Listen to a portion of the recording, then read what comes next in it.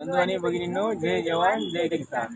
तर बंधू आणि भगिनींनो, आज आमच्या चिऊ नाश्ता सेंटरनं सर्वात मोठा निर्णय घेतलेला आहे. आणि तो निर्णय म्हणजे हे आमची चिऊ, ही आमच्या हॉटेलची मालकीण आहे. हिने बी म्हणलं पाहिजे की बुवा काय पप्पा निर्णय घेतला होता आमच्या आईवडिलांना. हिनं आयुष्यभर आमच्यासाठी. आमचं नाव काढलं पाहिजे.